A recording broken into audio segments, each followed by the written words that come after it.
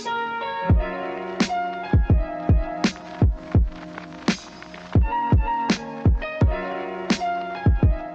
guys, welcome back. Haven't made a video in a long time. I took a break from mental health things, which I won't get into here because I talk about it all the time on Instagram and on my podcast. So if you're curious, check there. But during that time we also moved, so we were back in Colorado. I have my own kitchen again, and now I can do these videos where I talk to you guys rather than all the voiceovers, which I was doing because I was sharing a kitchen with my family. So, I completely forgot how to be normal in front of a camera. Anyway, I have a couple things going on right now. I'm rising some bread. I shaped it and I'm going to throw it in the oven in about an hour. I'll tell you more about this in a little bit. But I'm also making some breakfast potatoes. So this is like my favorite way to make crispy potatoes. The key is you have to boil them first. So I use russet potatoes. So you boil them first until they're really, really tender, not falling apart. You want them to hold their shape, but you want them to definitely be like fork tender. And then you toss them in some oil, some spices, and you can either air fry them or roast them in the oven, and they get so crispy. Boiling them first makes them really fluffy on the inside. Do this, okay? Do this. This is what I do with breakfast potatoes, or if I'm making French fries in the oven. This is probably 5 or 6 russet potatoes. I peeled them first. You don't have to peel them. But I figured that I would boil them and season them now, and then for the next couple days I can just pull out a small portion, whatever I want to eat that day, and crisp it up in the air fryer, and then I won't have to, you know, spend 20 minutes boiling potatoes every day. You can use whatever kind of seasoning you like. I just always do onion, garlic powder, and paprika. I use olive oil, salt, and pepper, and that makes me happy. You don't technically have to use oil if you're doing the oil-free thing. They will still get crispy, but I find the oil just helps, I don't know, it just helps the texture. I like it better, so I add a little bit. Just enough to like kind of coat them, give them a little toss. They are a little delicate because I did get them as soft as I possibly could without them disintegrating. Taco seasoning is really good on this too. Sometimes I'll do ranch style crispy potatoes where I add onion and garlic powder and dill and other herbs, maybe a little bit of nutritional yeast. Okay, they really don't look great right now, but I promise after you air fry them or bake them, they're gonna look amazing. So again, I'm just gonna crisp up what I want to eat today. So I like to put these in the air fryer, 400 degrees, maybe 15 to 20 minutes. Just keep an eye on them. Air fryers are kind of inconsistent across brands. Just give it a shake every 5 minutes or so they crisp up evenly. As far as my morning beverage goes, I have been drinking a lot of tea because my anxiety has been miserable. So I've reduced my caffeine intake a little bit. I do a lot of Earl Grey. Sometimes I'll do matcha, and I'll put in a little bit of sugar and then either some Oatly, or I finally found this Silk Half and Half again. Couldn't find it in California. I thought they stopped making it, but I really like this stuff. I was making a lot of my own plant milk, cashew milk, coconut oat milk, using my almond cow back in California. I just haven't unpacked all of my appliances yet, but I will get back into doing that eventually.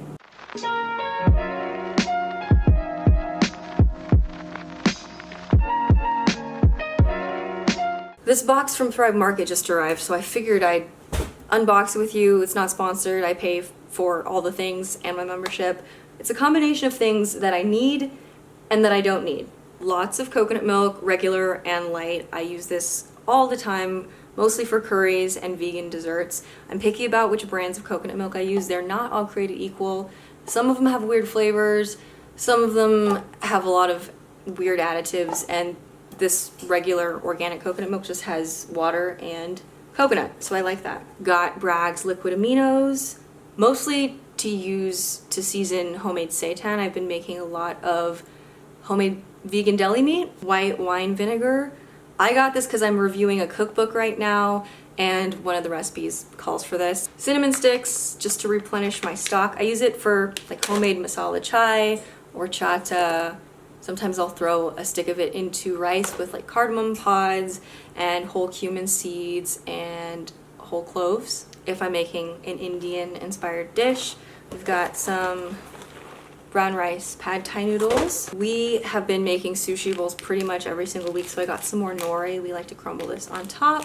So the Thrive Market brand is releasing a lot of vegan friendly products, and I was curious about this vegan Parmesan cheese alternative. I really like the Violife and the Follow Your Heart Parmesan, but this is more like the processed kind that used to come in the green plastic container, and I was just really curious.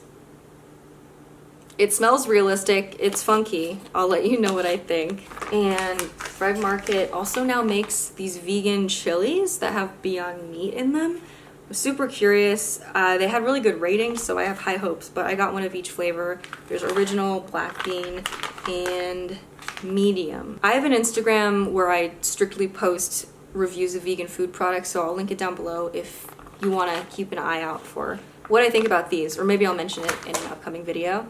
Also got some of this Maya Kaimal black lentil, tomato, and cumin dal. Never had this before, but I always like having super easy, lazy meals that I can throw together. Hippies, white cheddar flavor. If you haven't tried these, you should. And cornstarch. We use this all the time. I use it to coat my tofu for my crispy baked tofu. While I'm here, I yesterday got a package from Misfits Market. They're like an ugly produce company. I was using Imperfect Produce in San Diego and I really loved it. Unfortunately, they don't serve the area of Colorado that we now live in, so we're trying out Misfits. Our first delivery was pretty good. I've gotten like mixed reviews. Just people on Instagram have told me they don't like it. I'll keep you guys in the loop in case you're kind of on the fence about trying out Misfits. One thing I forgot from my Thrive box, I last minute threw into my cart this Yellowbird Serrano hot sauce, which I used to love. I haven't had it in years, completely forgot about it, but I don't know, I feel like sometimes revisiting foods that I used to love during a certain time in my life, it brings me back there, and I'm really curious to see how this makes me feel when I eat it again. Because I was putting this on everything back in 2018, right after I moved to Colorado, and it was good times. I'm about to bake this bread. I am gonna insert footage of me making this dough yesterday, because this usually is something I will start the night before and bake the following morning or early afternoon. If you wanted to make it all in one day, you could. You just have to start really early. So I'm gonna insert footage of me making the dough, and I'll meet you back on the other side. Okay, so I'm using the light whole wheat sourdough bread recipe by the Clever Carrot blog. I'll link it down below. If you're kind of new to making sourdough or you're thinking about getting into sourdough, don't be intimidated by the fact that all sourdough recipes are extremely long. There's just tons of instructions. The process itself is not that complex. It's just very sensitive to timing, and I would recommend that you kind of just dive in. The best way to learn is hands-on, because it's just kind of hard to get a feel for it unless you're actually interacting with the dough. Always used to feel really intimidated by recipes that used grams, but since I've been using a scale, I actually prefer it because it just requires so much less cleanup. You can just measure everything into the bowl instead of dirtying a bunch of measuring utensils. So we've got 50 grams sourdough starter. You want it to be super active and bubbly. You can do a float test where you just put some of it in a cup of water and see if it floats. It would have been best for me to use this a tad bit earlier in the day, but I've kind of been procrastinating, so. And then I will feed this guy after we're done mixing this. I'm gonna do warm water. This is just regular bread flour. Now we've got our whole wheat flour here. We add just a little bit of this. I've been wanting to experiment with sourdough that uses other kinds of grains like rye or spelt, but I've not gotten around to shopping for those ingredients yet. And then lastly, we're gonna add some salt. Some recipes will have you add salt later in the process, just because salt can sometimes interfere with the growth of the yeast. I've never really had a problem adding it at the beginning, but then again, I'm not like a sourdough connoisseur or anything. Since we are fermenting this for so long, and we're going to be stretching and folding the gluten in a couple different stages, we don't need to be as aggressive with the kneading up front. So it's okay, actually it's normal for your dough to look really shaggy when we're just starting out. I'm going to add actually a little bit more water here. Once it's mostly mixed like this, I like to go in with my hands, and I'll just try to incorporate any like little bits of dough or flour on the sides of the bowl. And of course, since we're dealing with live things and fermentation here, you want to make sure everything that you're using, your hands, your utensils, are nice and clean. So our dough looks like this, really shaggy. We're gonna let it sit for an hour, then we're gonna come back and we're gonna do a series of stretch and folds, which will help to provide structure by developing the gluten. I'm using this cute bowl cover. I got it from an Etsy shop, which I'll link down below, but I use it all the time and it's a great way to cut down your use of plastic wrap. Check back in with you in about an hour. Okay, we're back an hour later, so the flour has had a chance to become more hydrated. And now we're gonna go in and do what we call stretch and folds to develop the gluten. And we're gonna do 4 of them spaced 30 minutes apart. So I like to use a little bit of water just so the dough doesn't stick to my hands. And we're just gonna take the dough, stretch it, and then fold it into the center and rotate the bowl, and then just repeat that all the way around.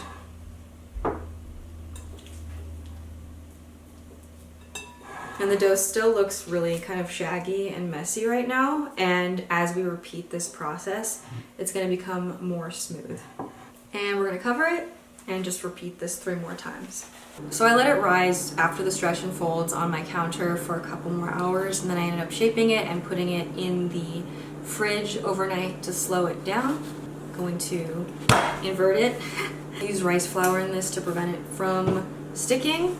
I like to brush off. So it's shaped, it's ready to go in, and I like to score it at the last minute. I just use one of these razor blades. I'm not an expert at anything to do with baking, so I'm just kind of experimenting every time. I'm going to take my Dutch oven out. I'm going to plop this in, cover it, throw it back in, and reduce my temperature. Be careful of the steam. I've had this like melt my mascara together if I'm too close to it when I open it. If your dough is kind of difficult to work with, you can do this on parchment and then just lift the parchment and plop it in.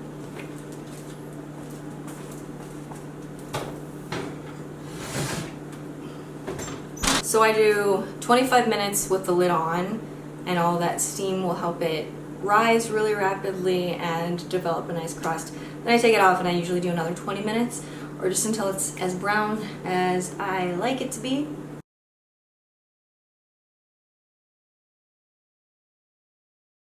I also, this morning, started some tempeh bacon.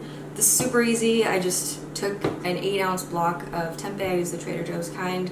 Sliced it thinly, about 1/4 inch, maybe 1/8 inch slices. The recipe for this, by the way, is on my blog. I'll link it down below, but super easy. The marinade is some soy sauce, maple syrup, a little bit of liquid smoke. I accidentally poured too much, but it's gonna be fine. Some olive oil, onion powder, garlic powder, black pepper, and I've just been kind of giving it a shake to make sure everything's evenly coated. I like to let it go for at least an hour. Overnight is ideal if you can think that far ahead, which I didn't. By the time the bread is cooled and ready to use for sandwiches, this should be nice and flavorful, and we'll crisp it up in a pan. You can also bake it. So what are you having for lunch? Okay, so we just got back from the gym and I'm really, really hungry. I forgot to eat before we went. Sarah was like, "Did you eat before we left?" And I was like, "No, but I should have." No food before leg day. Really, really bad idea. Yes. So I heated up 2 of these Gardein scallopini pieces, which are pretty good protein. And then I heated up 2 leftover slices of pizza. I went like the really unpro route and just put it in the microwave for like a minute, so it's really soggy. That's fine. But I'm really What do we hungry. put on the pizza? We put everything. Yeah, close up. We use the Trader Joe's vegan mozzarella. Which is good. Is it cashews? I'm not sure. We like it. Yeah. A little bit of a weird texture, but it tastes good. The texture is like how Daya used to be, I feel like. A little gluey. Black olives, red onions. This one has pickled peppercini peppers, green pepper, jalapeno, and I think that's it. I had an impulsive hair change in the middle of this video. I dyed my hair. I was tired of being blonde. I didn't feel like it looked like me anymore. Hi, I'm here. So I was gonna make a BLT, I said earlier, but Eric heated up pizza and it smelled really good and I'm really hungry, so we're tabling the BLT plans till tomorrow. And I thought that we could use this as an opportunity to test out this Parmesan. Parmesan. I say Parmesan. Gene Parmesan. Parmesan, as New Yorkers say. How does it smell? Bad. Which means it smells how it should smell. Oh!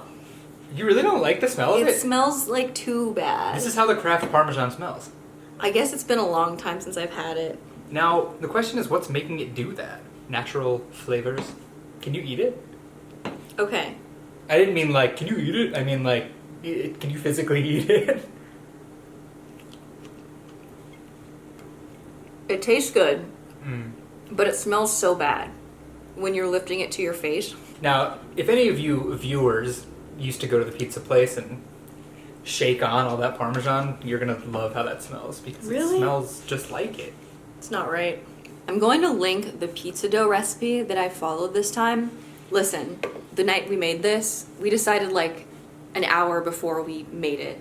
I was watching the Mets and I saw a commercial for pizza, I think, and I was like, I really want pizza. In the past, when I've made pizza, I've made my dough like multiple days in advance and let it cold ferment in the fridge because Adam Ragusia says that it makes it taste the best, which I don't doubt. But I threw this pizza dough together super last minute. I just Googled quick pizza dough, and the first thing that came up, I just followed the recipe. I didn't even use my stand mixer, and this is by far the best pizza dough I've made, which makes me kind of angry. I mean, do you just like smell it while you're eating it? It just smells so good. Mm-hmm. Also, I like that you said you don't doubt him, and then you went on and immediately contradicted him by saying that this is the best. Okay, we are back to make dinner. I did a lot of the prep work ahead of time, but first off, we are soaking some of these brown rice pad thai noodles that I showed in my little haul earlier, just in some warm water, and we'll finish them off a bit later. So we're gonna serve those with a coconut curry peanut sauce, and we got some fresh veggies here that I'm probably just going to steam, and we're gonna bake some tofu. So this is a block of extra firm tofu, and I followed this trick that I learned about on Mary's Test Kitchen. I'll try to link the video down below if she has a video on it, but you just take the tofu and freeze and defrost it completely 2 separate times, and it changes the texture. It's kind of hard to explain. It gives it a little bit more of a chew. So if you're someone who's kind of on the fence about tofu because of the texture, like you think it's too mushy, definitely recommend trying this out. We're gonna go super basic with our tofu seasoning here. And I'm just gonna mix it directly on the sheet pan, because why dirty another bowl? Use some black pepper, some salt, a little drizzle of olive oil. Again, you can go oil-free if you like. And then onion and garlic powder. I put these spices on pretty much everything, if you haven't noticed. Give it a really thorough toss just to coat all the tofu. And I'm leaving it pretty basic because we are gonna have that peanut curry sauce. And I'm gonna throw this in for probably between 30 and 40 minutes. Just keep an eye on it. I just take it out as soon as it looks nice and golden brown and crispy. Now for our coconut curry peanut sauce, we have some peanut butter here. I've got light coconut milk. I have quite a bit of minced garlic. This is some finely diced red onion. You can use any kind of onion or shallots if you want to. This is some red curry paste. I got this from my Asian market, and if you go, just make sure to check the ingredients because a lot of the Thai curry pastes do contain shrimp or other fish ingredients. Lime would work best, but I happen to only have lemons right now, so I'm going to use some of this juice. I'm going to use some coconut sugar. If you have palm sugar, you can use that, or just brown sugar or any kind of sweetener you like. And then I'm not sure if I'm gonna need soy sauce because this brand of curry paste is quite salty, but I'm just gonna taste it and see as we go. Now what I'm actually gonna do is first saute the onions and the garlic until the onions take on a little bit of color. This is just gonna provide a really nice, savory base for our sauce. So we have the red onions heating up back here, and I also prepped some carrots. I just julienned them, finely shredded some green cabbage, and then I have these tiny little broccoli florets, as well as some edamame that I'm defrosting. And I'm probably just going to lightly steam all of these to keep them a little bit crisp and not super soggy. Okay, so once the onions are nice and tender, I added in the garlic, along with a couple tablespoons of the red curry paste, and then 1 can of the light coconut milk.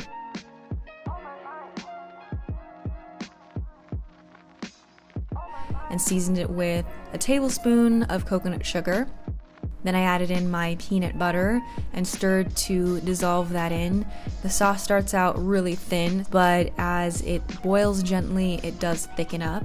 And then right after I pulled it off the heat, I added in some lemon juice. And then I just steamed all of my veggies. I gave the broccoli and the cabbage a head start because I hate mushy carrots. Then I added in my carrots just for another minute or so, along with some frozen edamame. And here's our finished bowls. I just tossed the tofu and the noodles in the peanut sauce and put the steamed vegetables on the side.